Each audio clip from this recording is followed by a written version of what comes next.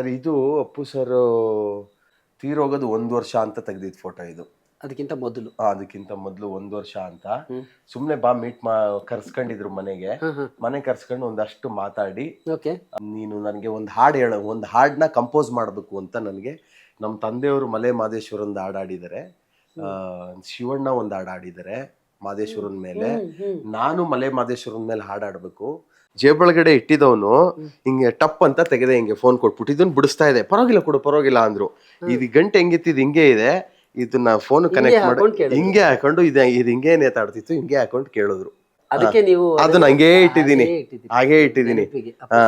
So ಆ photo ಅದು ಅವ್ರಿಗೆ ಹಾಡ್ ಕೇಳಿಸ್ದೆ. ಹಾಡ್ ಕೇಳಿಸಾದ್ಮೇಲೆ ಗಂಧದ ಗುಡಿ ಶೂಟ್ ಆಗಿತ್ತು, ಅದನ್ನೆಲ್ಲ ತೋರ್ಸಿದ್ರು. ನೋಡಿ ಎಷ್ಟು ಬ್ಯೂಟಿಫುಲ್ ಆಗಿದೆ ಇದು. ಆಗ ಇನ್ನು ಏನು ರಿಲೀಸ್ ಆಗಿರ್ಲಿಲ್ಲ ಗಂಧದ ಗುಡಿದು. ನೋಡಿ ಎಷ್ಟು ಚೆನ್ನಾಗಿದೆ. ಮಹಾದೇವಪ್ಪನ ಬೆಟ್ಟನ ಹಿಂಗ್ ತೋರ್ಸೋಣ ನಾವು, ಈ ತರ ಡಿಸೈನ್ ಮಾಡೋಣ ಅನ್ಬಿಟ್ಟು ಅವ್ರದೇ ಸಿನಿಮಾದು ಒಂದಷ್ಟು ರೆಫರೆನ್ಸ್ ಕೊಟ್ರು. ಈ ಜಾಕಿ ಸಿನಿಮಾದಲ್ಲಿ ಒಂದು ಕಲರ್ ಹಿಂಗ್ ಹಾಕೊಂಡು ಇದು ಮಾಡ್ತಾರೆ ಒಂದು ಹಾಡಲ್ಲಿ, ಈ ತರ ಬ್ಯೂಟಿಫುಲ್ ಬಣ್ಣಗಳನ್ನೆಲ್ಲ ಮಾಡ್ಕೊಂಡು ನಾನೊಂದು ಅವ್ರಿಗೆ ಐಡಿಯಾ ಹೇಳಿದೆ, ಅಂದ್ರೆ ನೀವು ನಮ್ಗೆ ಹೆಂಗ್ ಜಾಯಿನ್ ಆಗ್ಬೇಕು ಈ ಹಾಡಲ್ಲಿ ಅಂತ.